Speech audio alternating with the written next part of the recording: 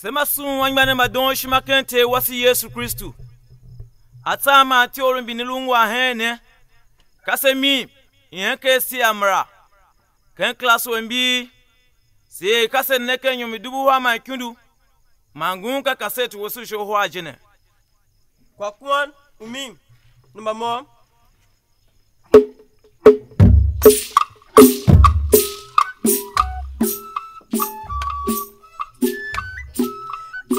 So kuigani setulugbe abaye uwatu telu bagayo ikanati sezungwe so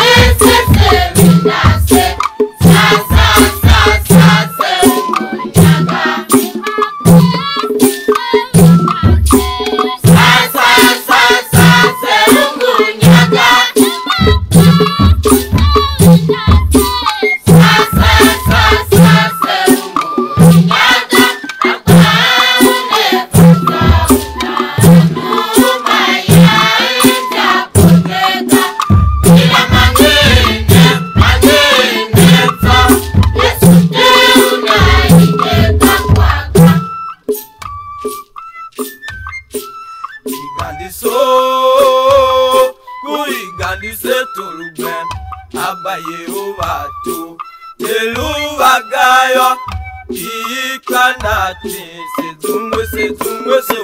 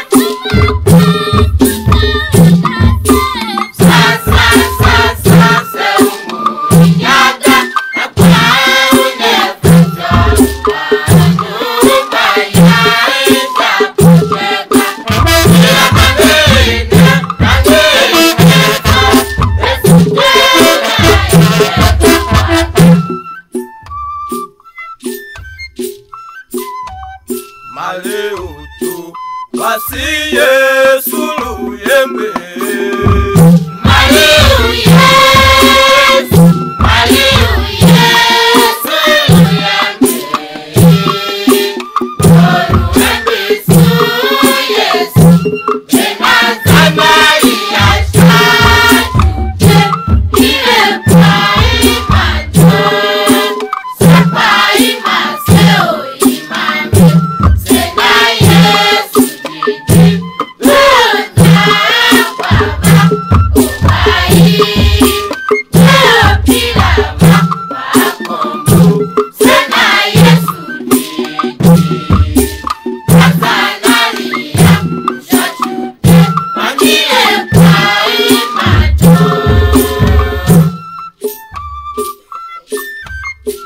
Yesu nase yembe kaibenga yembe Yesu aya sesa wabana kweshakira ku atasebe yasi ase uwesi oyima uwesi yasi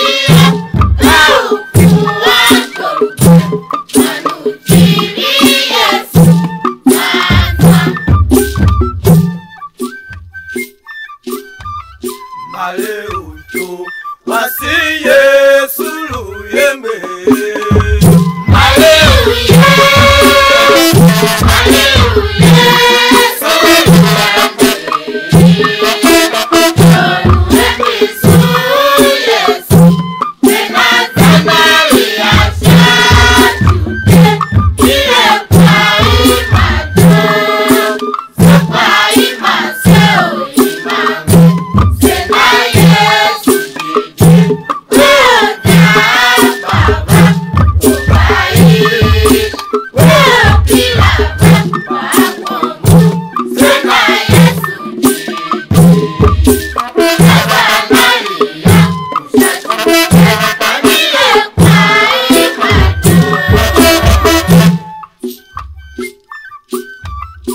Yesu nase yembe kaibenga yembe Yesu yembe Yesu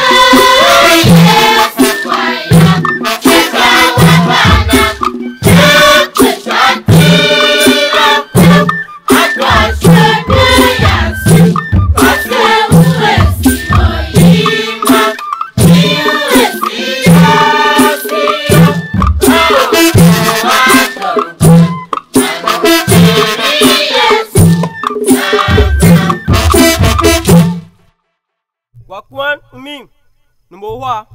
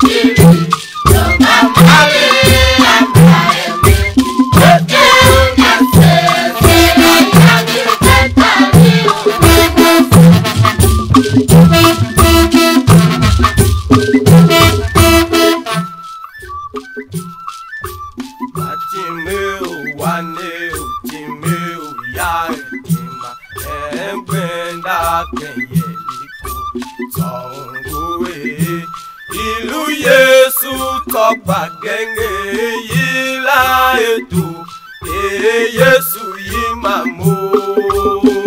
Wàní Dávídì, Jésù, Jésù oya, bàbá ẹ̀ka, èyí lábẹ́wà sílẹ̀. Wàní Dávídì.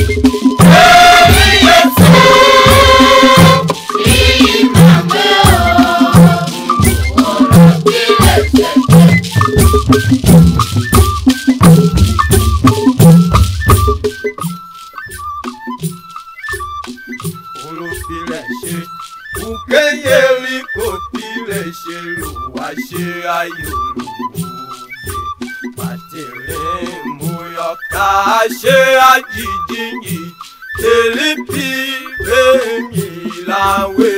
Wàní Dávídì, Jésù, Jésù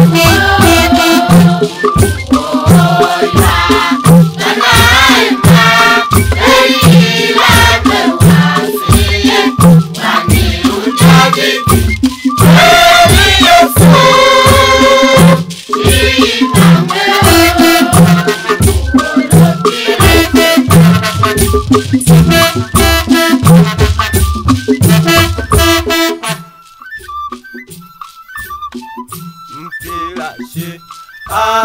Akejijingi vende vende kamea nenge ugande jipankanga shaula mende na enda shatwanje kanaima telinye lawetu uma bewase. Wàní Dávídì, Jésù. Jésù oya, bàbá ẹ̀ka, èyí lábẹ́wà sílẹ̀. Wàní Dávídì, Jésù yìí kàwé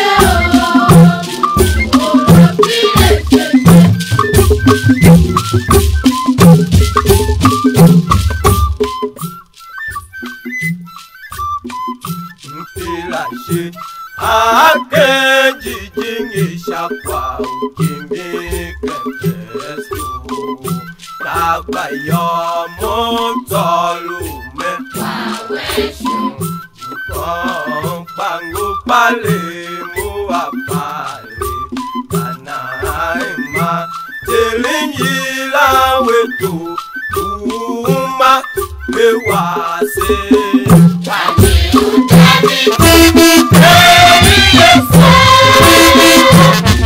Jésù oya, bàbá ẹ̀ka, èyí lábẹ́wà sílẹ̀. Wàní Dávídì, Jésù yìí kàwé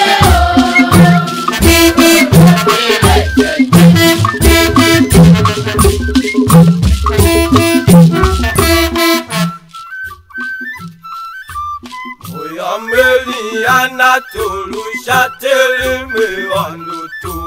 Sakwa ibanga bateri timato. Kumabiho injakwa eywa idondu oli wayo. Iya ideke bene atake lakwa. Iya ideke aimane kete sefa kwane. Oh,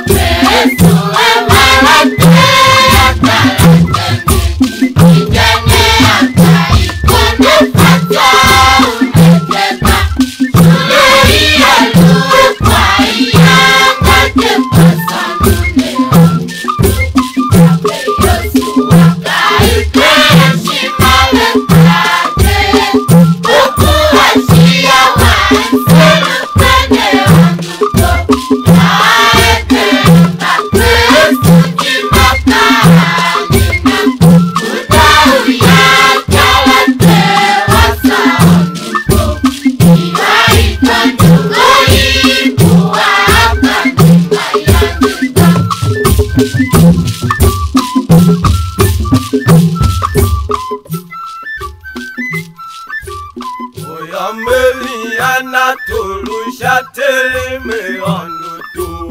Sakwa imbanga bateri timato. Maviwa injakwa eywa idondu oli wayo.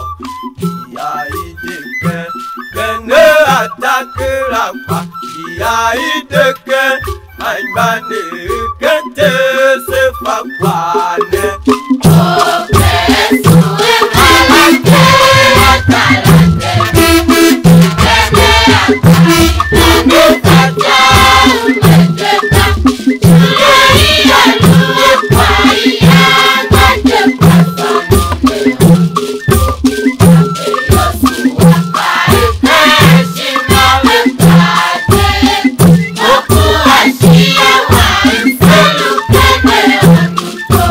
Kaepe makrufu jimapanina. Tudauya talate wasani.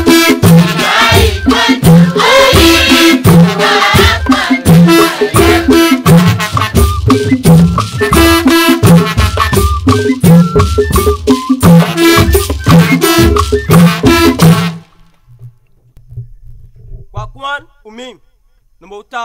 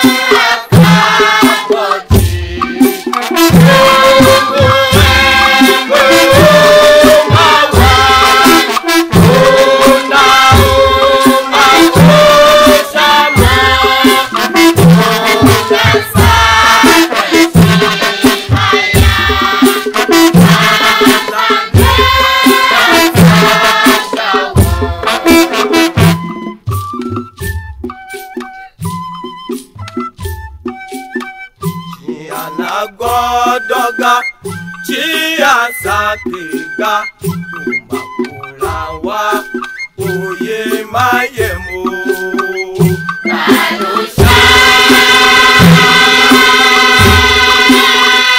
Dalusha oyinate batae maku aye dalusha.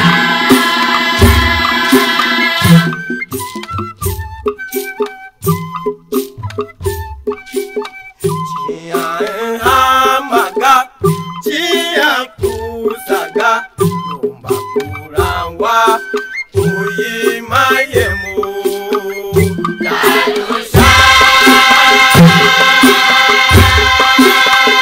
Dalusha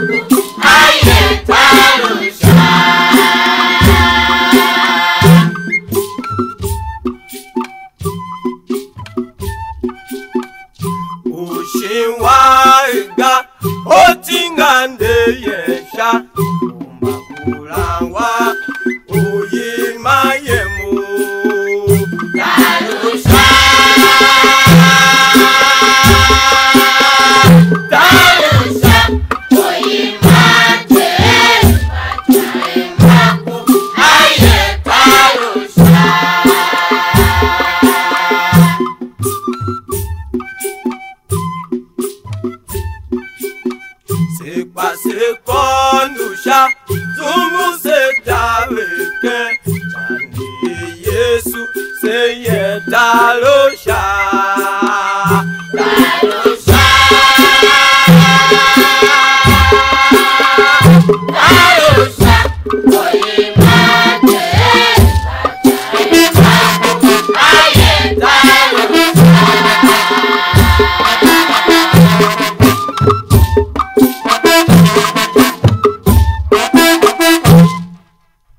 Kwakuan umi number nyi.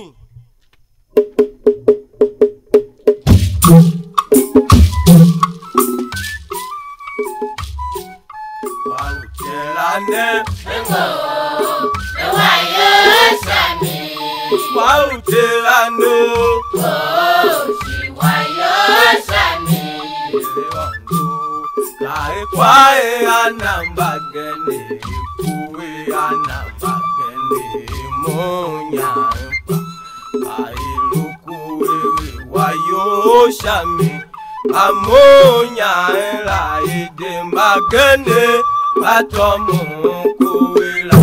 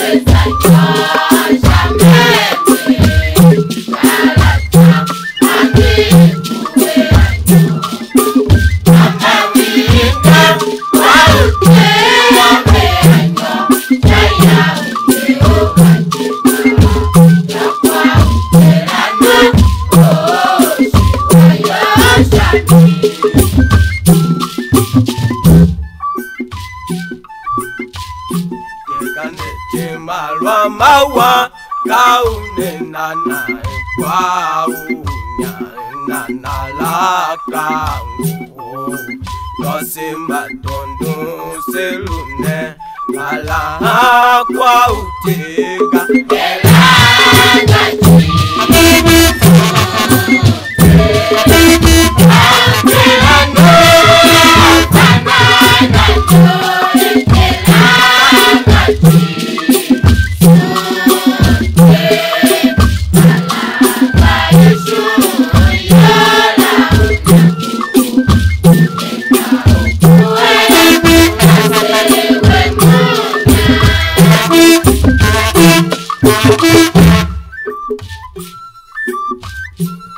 Wautelane NONGO, ewayo sami. Wautelano Shiwayo sami. Lewandu Kae kwae anambagene Kuwe anambagene Monyampa Bailuku wewe wayo shami Bamonya ela idembagene Matomo kuwela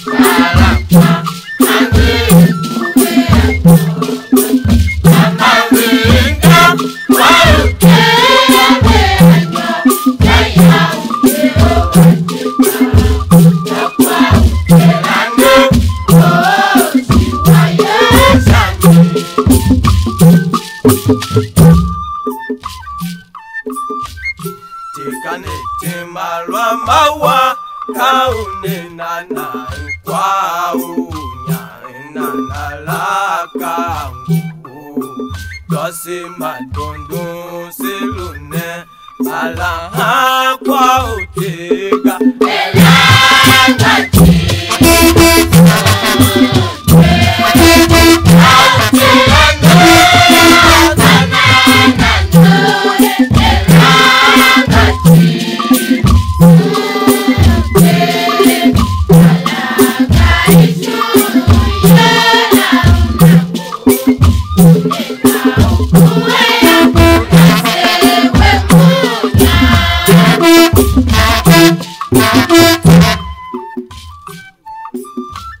Olu mimi dedenga Angawa we ola gbijo dedenga Adimi tepa umera Ayeme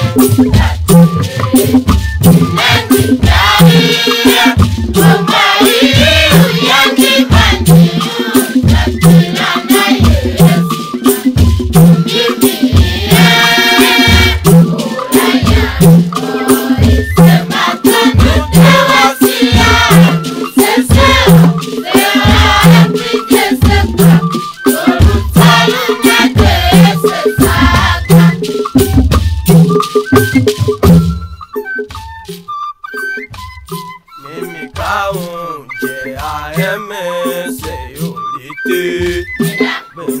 Mimi Shatale ushaye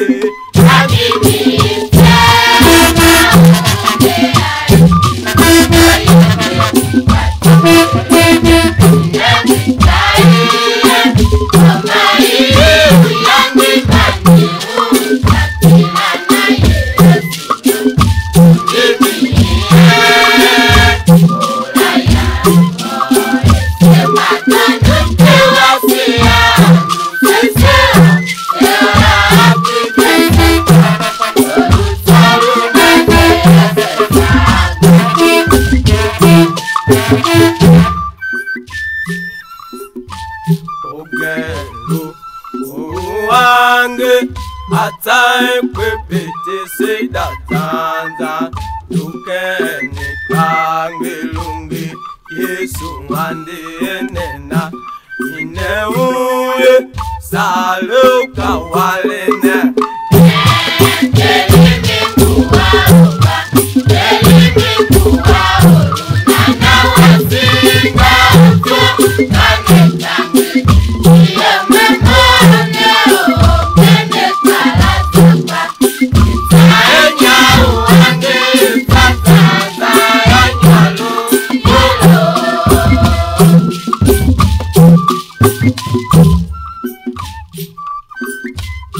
Yesu nengi chambendi ao shone chimimi onelua uga kunyako uyima wange unibatende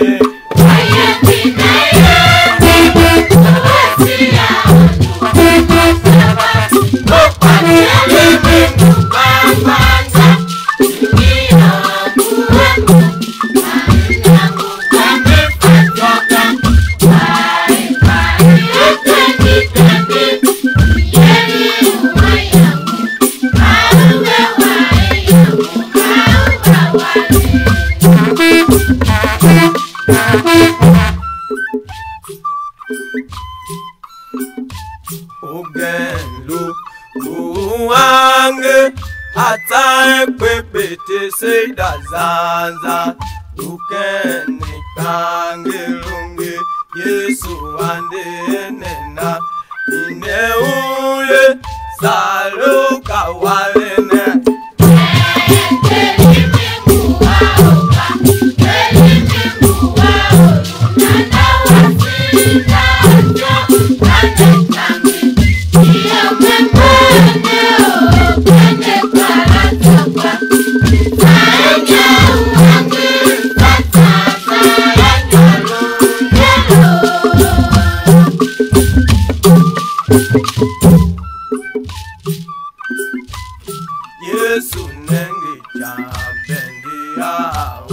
ushune shimimi uneluwa uga unyako uyima wangu unebazene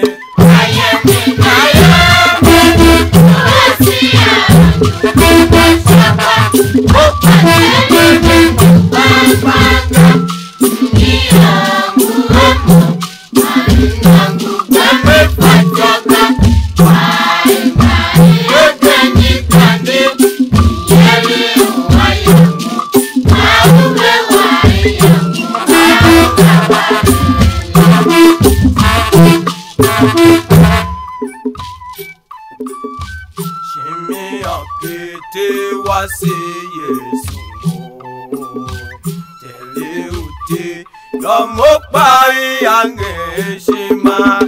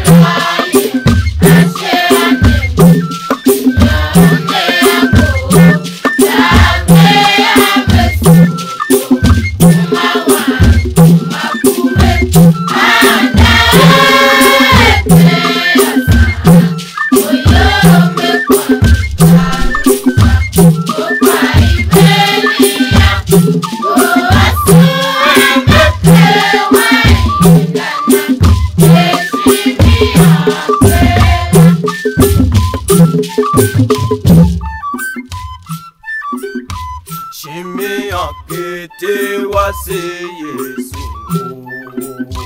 tele uti lomo pai ange shima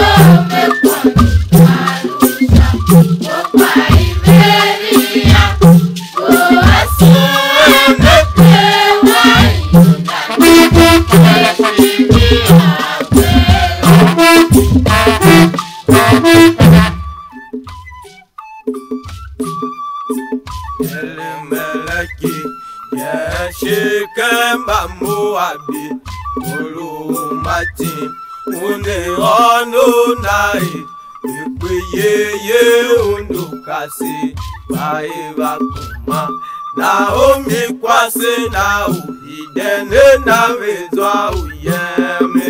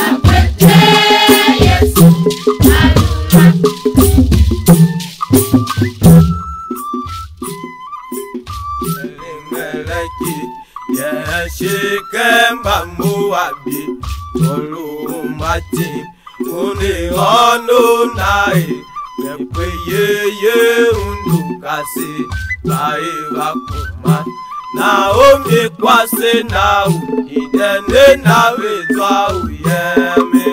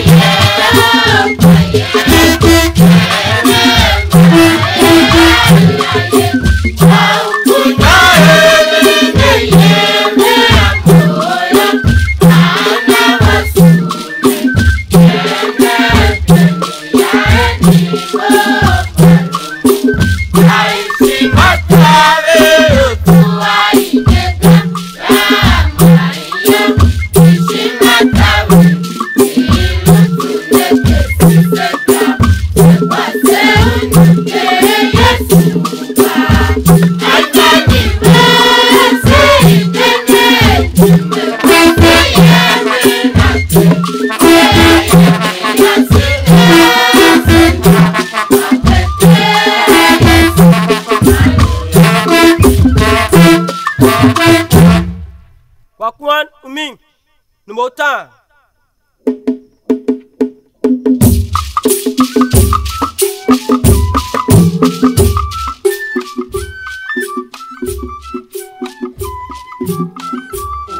Watachi chaje palo mawo asao yokau enja shanyi ijimi Mayande zakatitiri NONGO Yesu yakeka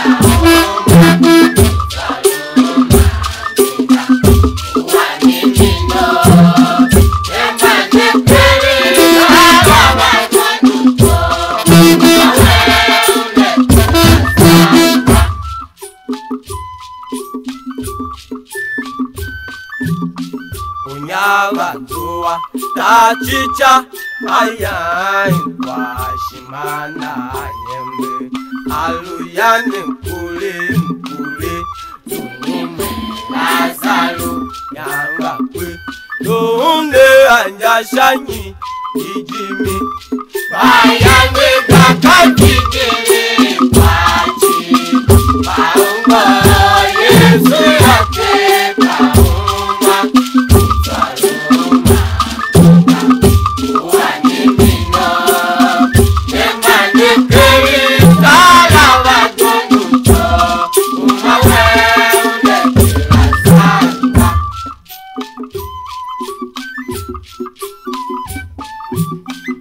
Lazaro lufate aluya ichapaya wakweo zate makeyembe uzuwata baufate Yesu gayoka uwenja shanyi ijimi Mayande zakatitiri kwachi NONGO Yesu yakeka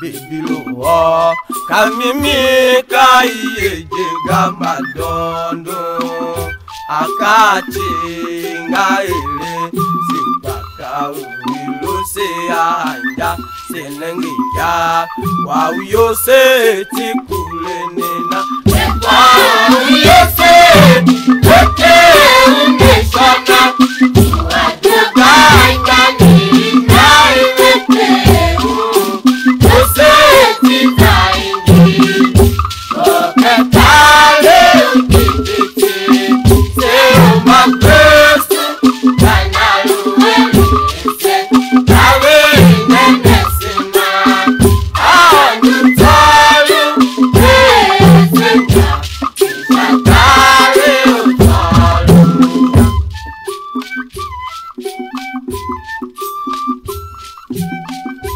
alusepe ahe yose onuga ije wasa ondavio atange maikupange kande tavene asema ogo eyose taveo Kwa Yesu wote umeshona watukaitani na iweteu Oseti zaidi oketale ukipiti seuma Kristu kanaluelese tawe inemesema anutalu esenya ishatale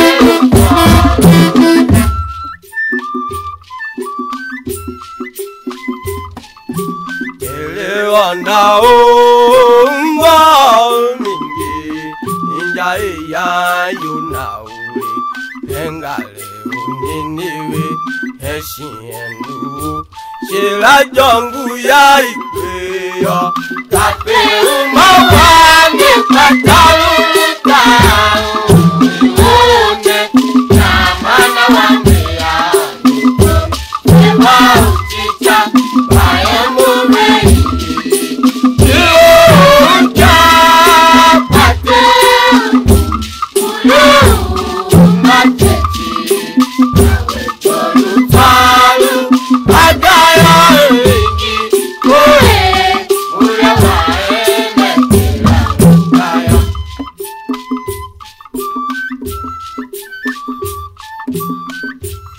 Gane Tavi Nene Simai Lutalai Naena Papa Ti Yesu yangu Kuwa une ingi mulewa Kuwa mulewa Kape umawa Nukataru lutao Uni Napanya wa mea Sema ujita Kaya mwei Iyo Kapate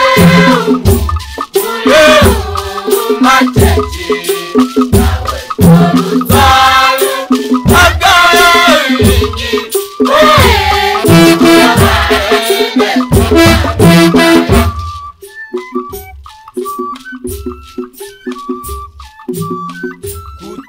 Kutulai abate Nengi yo umite yo diabo Ahon se ukolu se a se samaba Toro ima se shakeri Omete yo kaya se Kate yo diabo Ahon se a ishale Shaka ishale Kumache Ange achoro Simakasamu satanae Ya upalu ayo Toro ya wasise shae Maya nise bateni Kaya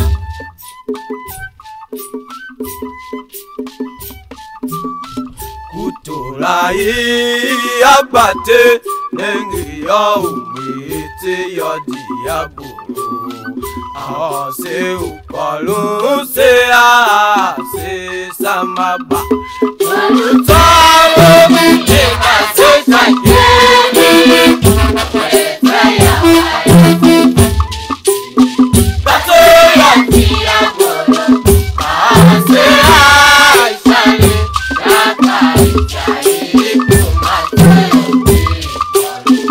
Ange achoro Simakasamu satanae Ya upalu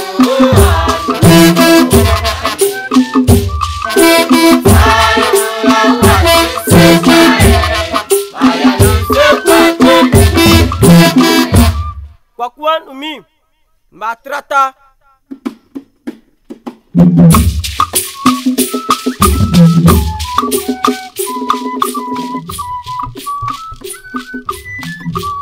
Abato Otayo Aondu Manu Doshima Mwishi Ife Nkende Ave Atu Kama Yuase Imapega Tonga Memonu Shaedu Tonga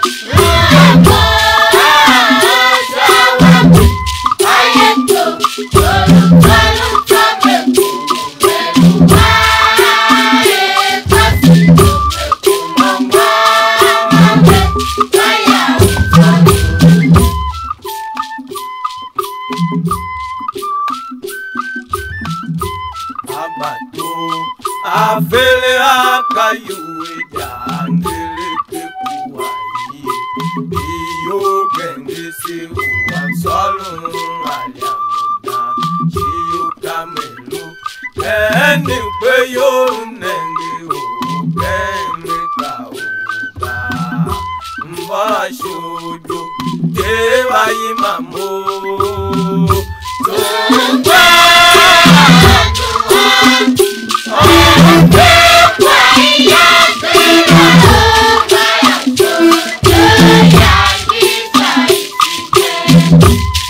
I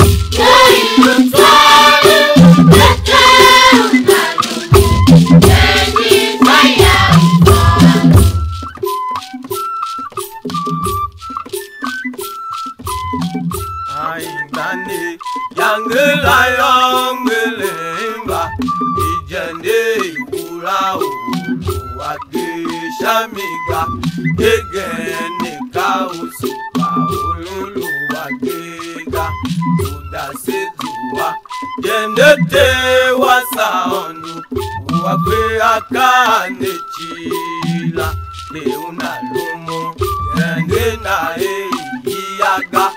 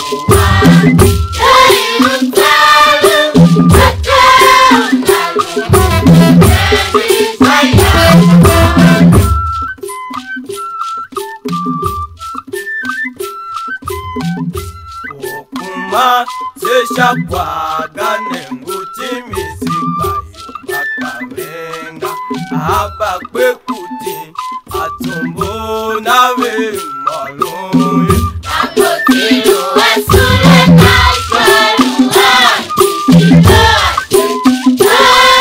Abaya mipani ushikeni Aboti sule nekuma sana kakonu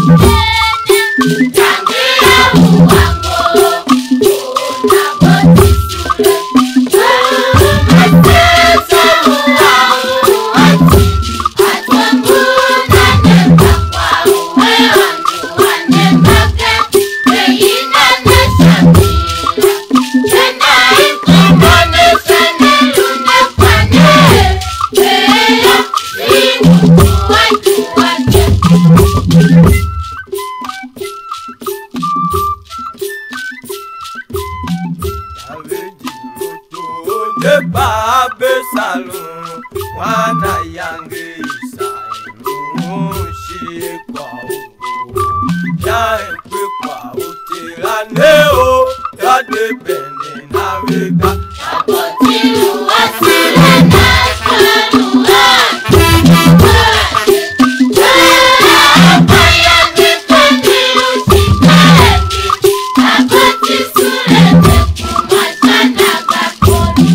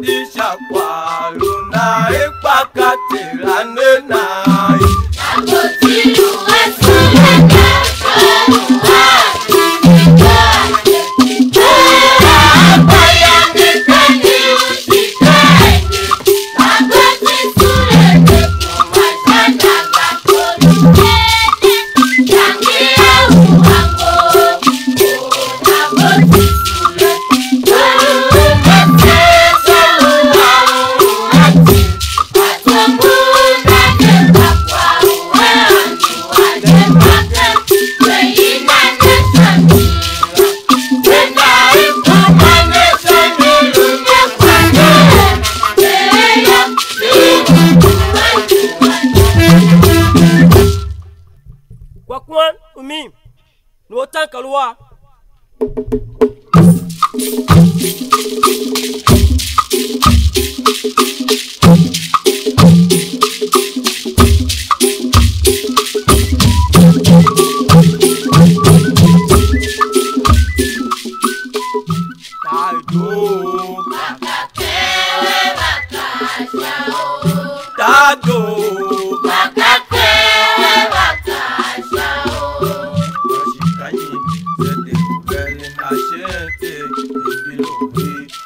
Ada eudo bakake we bakasha o Ayambo tato bakake we bakasha bauweka wautala kaupema tuwache uwenge mwepa lala uto maseluke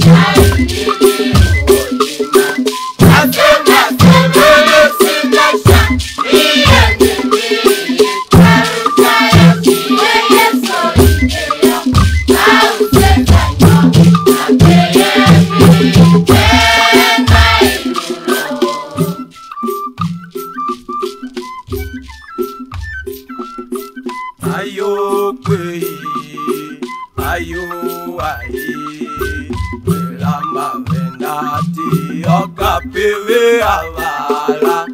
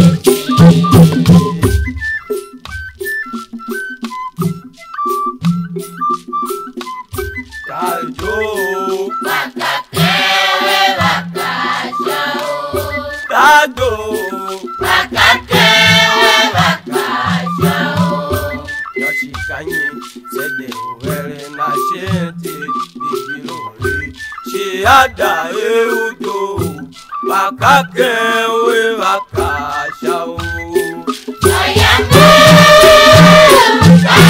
tato bakake we bakasha bauweka wautala kaupema tuwache uwenge mwepa lala uto maseluke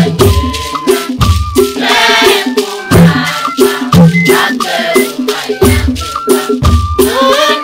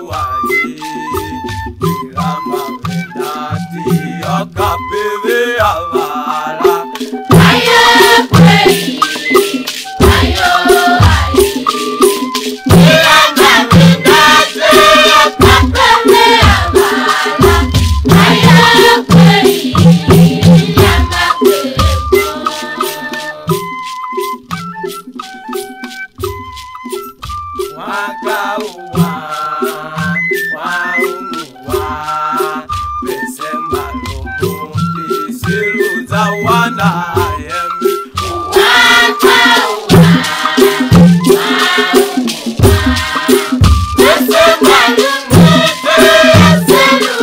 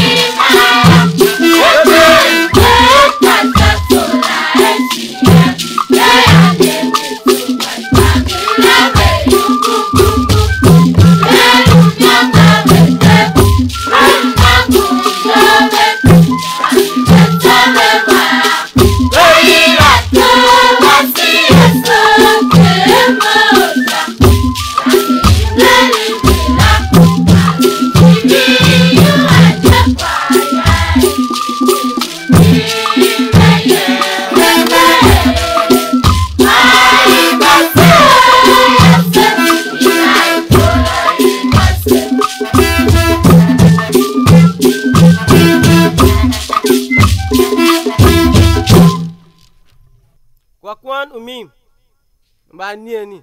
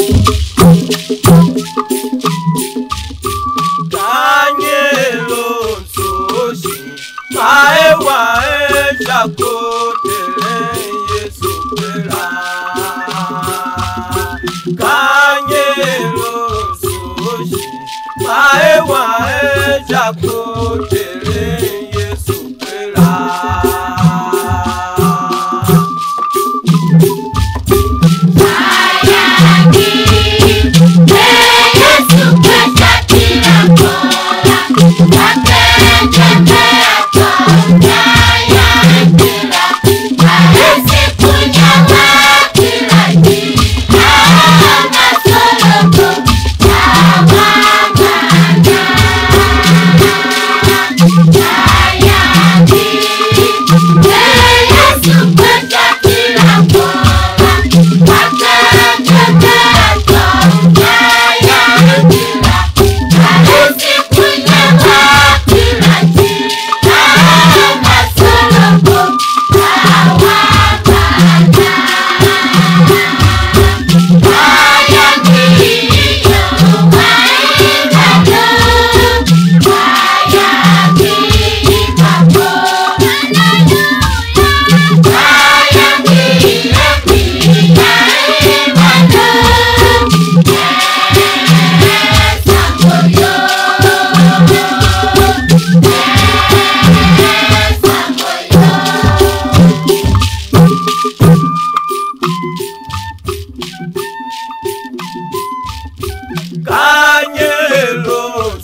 suoshi maewa sapotele Yesu kwela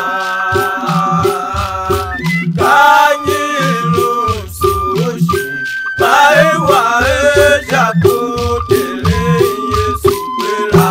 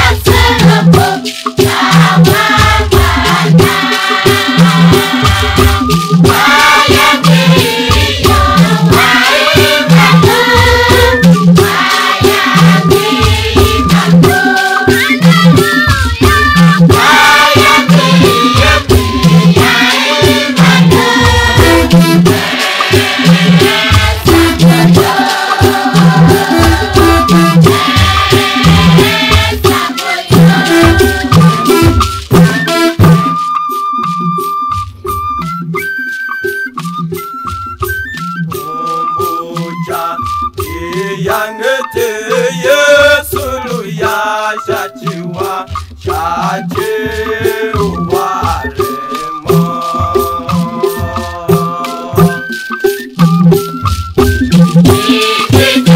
Yesu imani ikuma Yesu imani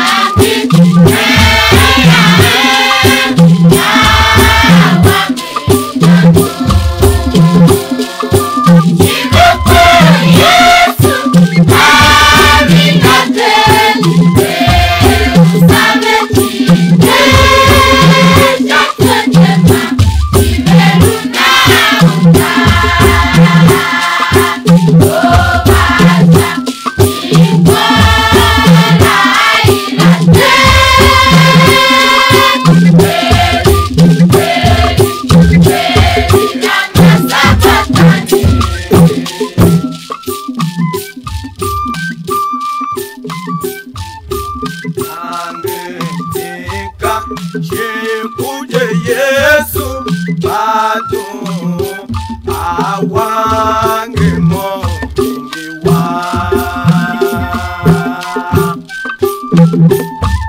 Bibite Yesu imani ikuma Yesu imani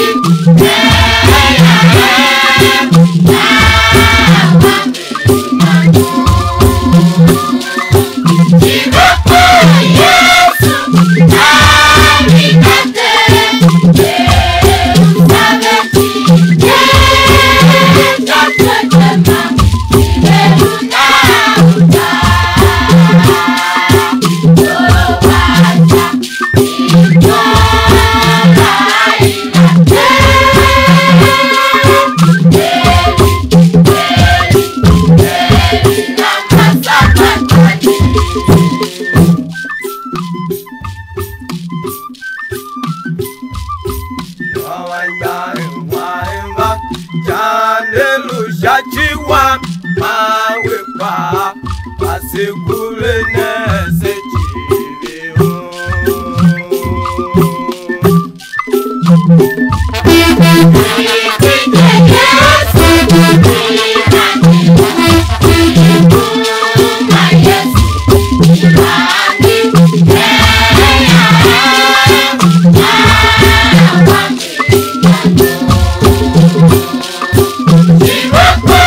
Yesu,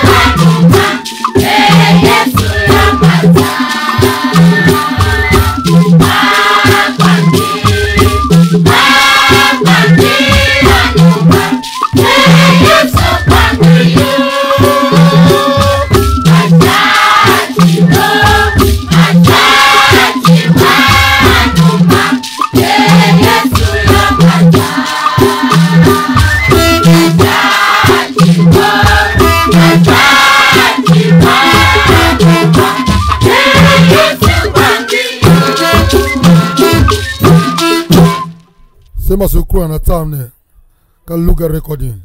Number 59, just Taka Wek Boko. Zunechi. Jijingi udelila. Jijingi udelila. Ata jembila. Udowa Mungu wano.